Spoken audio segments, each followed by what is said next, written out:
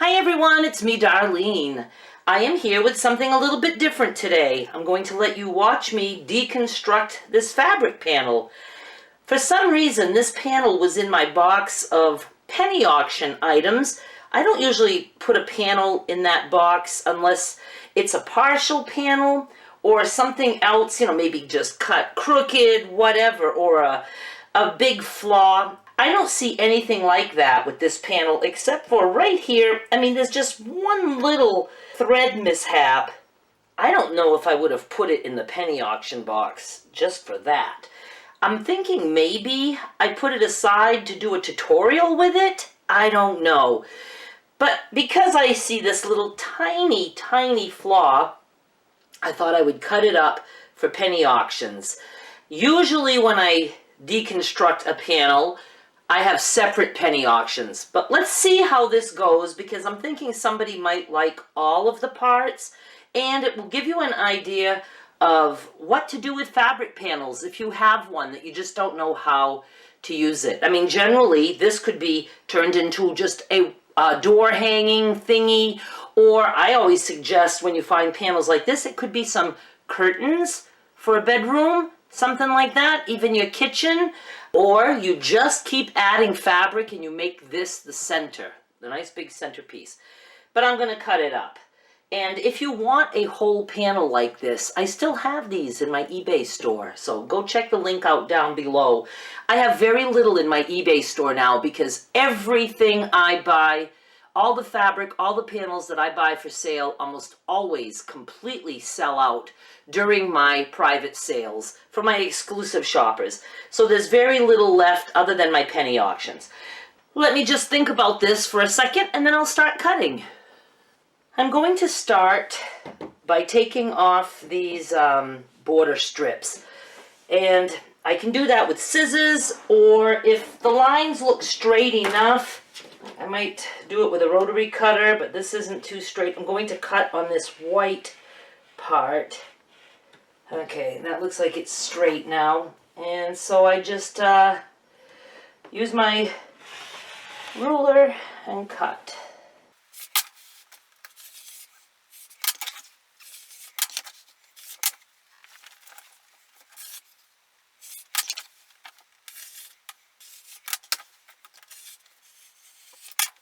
Those will probably get cut into little blocks. Let's take off the selvage. Leave a little bit of the fabric on. I guess I can include the selvage with this. Look, a nice long selvage. I wish I had some clear, just some like acrylic squares or rectangles or whatever, so I could just like put it down to know what I would like for blocks. I might do several different sizes, or I could just make some big funky blocks that would all have partial. Maybe I'll do that. And if somebody wanted to, what you can do is you take sashing. White would be good for this one because there's little white dots. So let's say if I just cut this into like 6 big blocks, you just put some very narrow sashing between the blocks and you put them back together and it looks like a window or something. You still can see the whole design of the flower. I think I might do that. I think I'm going to take these hearts off just a little above the top of them, because if I cut this in half, it's not going to, it's going to break this one up. So I'm going to take them off and maybe make 4 little fussy cut blocks out of those.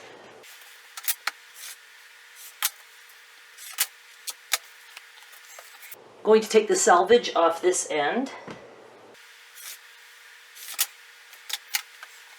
Now I'm going to cut this in pieces.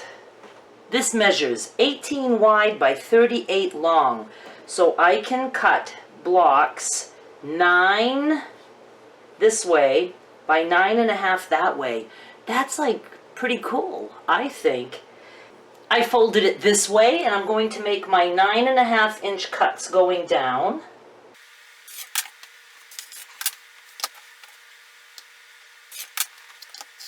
That was easy peasy. Now I'm going to open these and cut them in half.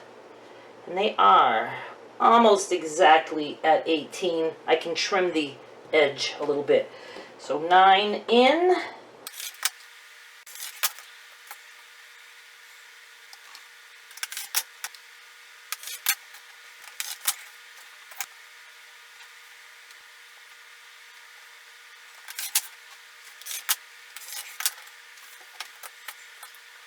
Now there's 8 big 9 by 9.5 inch blocks that you can put back together. Seriously, I would cut white sashing at 1.5 inches, and then after the seam allowance, it would be just 1 inch sashing between the blocks. Slap them back together, add around it, make yourself a nice quilt top. Now let's fussy cut some of the other stuff. I moved you a little closer.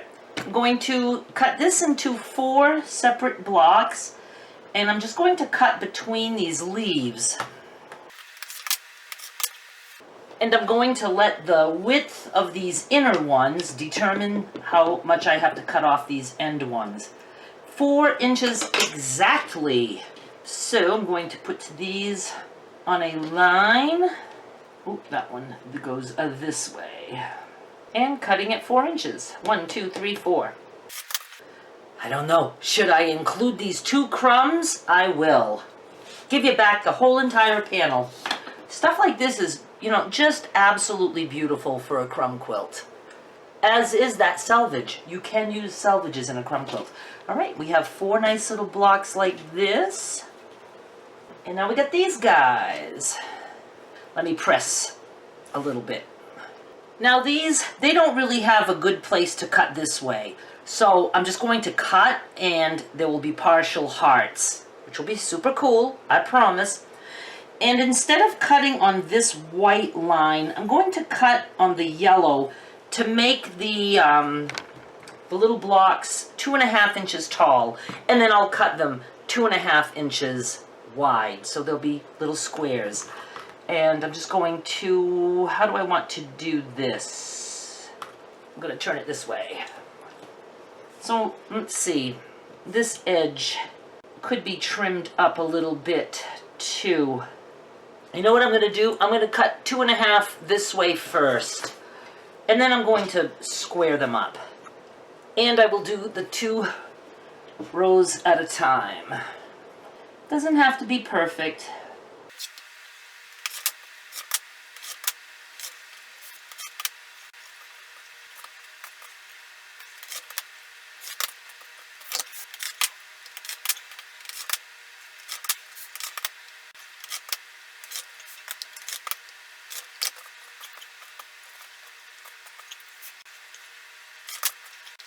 And you have 2 pieces like this for the crumb pile also.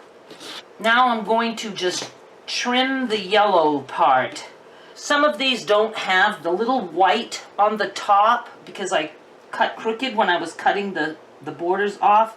So I'm going to go ahead and take those off. Then I'm going to trim to 2.5.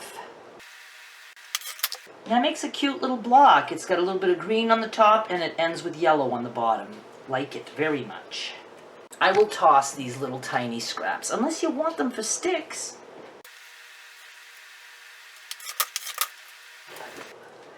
These are adorable. We ended up with 32 of those, plus 2 for the crumb box, because you have to have a crumb box. So we have 32 of these. We have 4 of these, and 8 of the big guys, plus various scraps. I'm going to lay everything out, take pictures, go check out the penny auction down below. You can get this deconstructed panel, or you can pick up a panel. I don't remember how many I have, but I do know that I have some. If you want the whole panel as is, or if you want to cut up your own. I hope that this gave you some ideas. I do want to mention, when you are fussy cutting anything, try to cut on a space that's wide enough, because it gives you wiggle room. Like I tried to cut on one of these white lines, which is maybe 1/8 of an inch wide, And if you're not doing a perfect job, and you won't, then it shows. So it's better to cut on something that's a little bit wider, because then if it's off by a little bit, you don't notice it. All right, you guys, thank you so much for watching. Please subscribe. I'll be back with more soon. Bye. One hand this time.